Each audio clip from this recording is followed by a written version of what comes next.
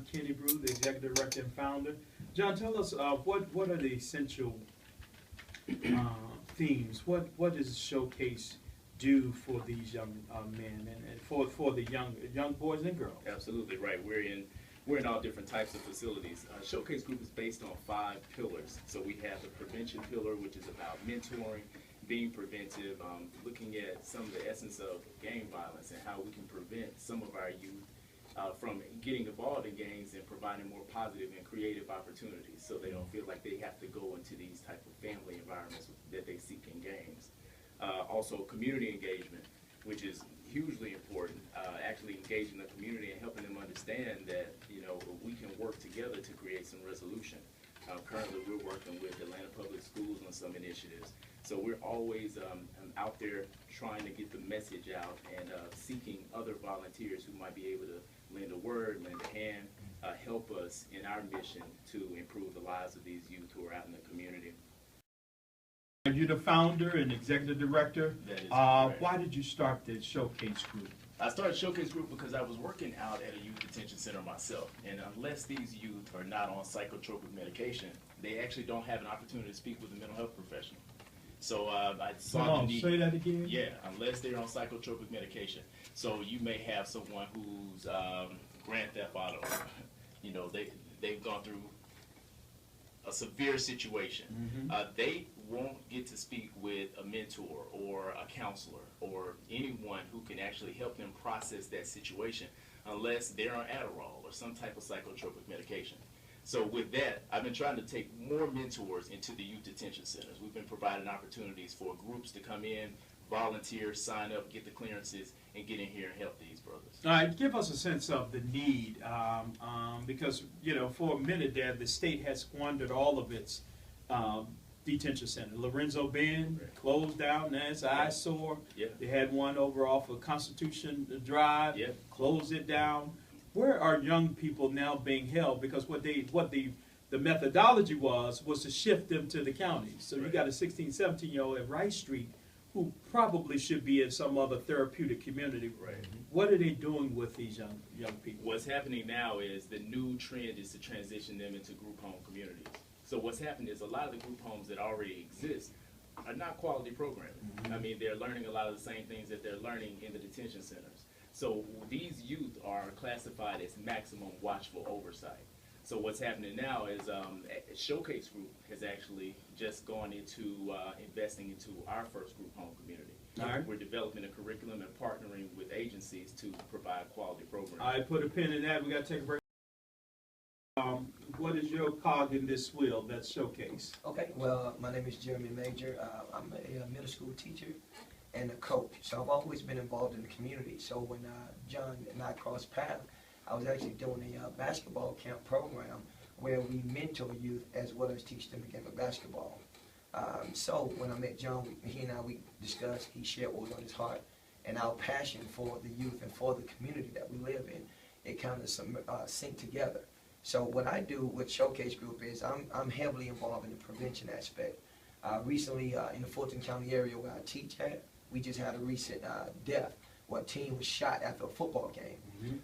This teen also went to the school that I teach at. So with a lot of the kids being affected that I teach on a day-to-day basis, you know, it just reminds me of how when we were young, back in the 80s, 70s, you had that community where your grandparents was out there, the neighborhood watchers out there on full alert. Yeah, that community done disappeared. Yeah. And that's the sad thing. This is to me, this is like a state of emergency. My whole life, I've dedicated my whole life to helping out youth, mentoring. Even as a youth, I was mentoring youth, always trying to be a voice, trying to be something positive. So now I have an opportunity, a platform in the Showcase Group, and I love it. All right. 40. Our group home Working initiative. on group home initiative. Yeah, so facing our future. There are over 2,000 youth currently detained in Georgia's youth detention centers. So over 2,000 youth, we're talking about our future workforce. So what has to happen is when these youth are coming out of the detention centers, we're really concerned with the rate of recidivism. 90% of these youth will end up going right back into jail, going back into the detention centers. Why is that? 2 to 3 years. because they're accustomed to what they're accustomed to. You know, How do we break that cycle? Because this is a very hard population, and what it not only is it a recidivist at their level, Yes. it becomes the feeder to Yes. prison. exactly I mean, once you get out of the juvenile system, right. because mostly there you may do, just depend, a couple of years. 2 to 3 years. 2 to 3 exactly. years. Yeah, that's the average. If we can't reach them or break some of that habit at that level, you know, at the juvenile level, it just really is a feeder for, you know, the county as well as the state prison population. It's a rites of passage now. It's cool to actually go and get locked Yes. up. Yeah, you know, that helps you. What are these, when we come back, I want you to tell us, what are these young brothers and young sisters saying? Okay. As to why are they doing what they're doing? I hear a variety of answers for that. Sometimes they're hits. Sometimes, you know, they're gang leaders that are giving them assignments. And they're just going out there and doing it. Sometimes it's for fun. It's just we were bored. You know, I was with my family. I was with my cousins. We were bored. We didn't have anything else to do. It's no longer popular or cool to be able to read, to be able to make good grades in school, to be involved in extracurricular activities. Mm-hmm. Now all the extracurricular activities are in the community, but they're all over the place.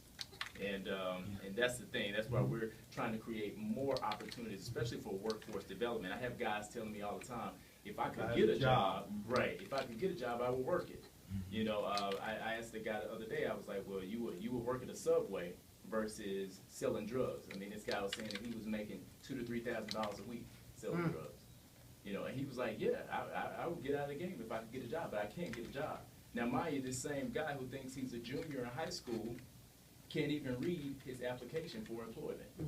So that's the importance. I love what you're doing with Real Men Read. I mean, that's very important to put that out there because these guys can't read and they think they're in a high school, junior, senior level.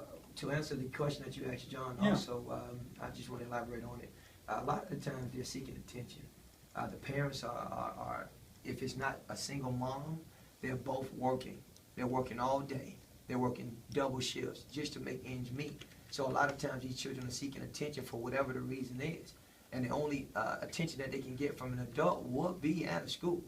So me being there is a strategic placement that I put myself in order to reach these young people, to try to get them into the direction in which they will be successful for their future. So they're confused, they're angry, they're lonely. And some of them are even suicidal. And you know, it's taboo to talk about that.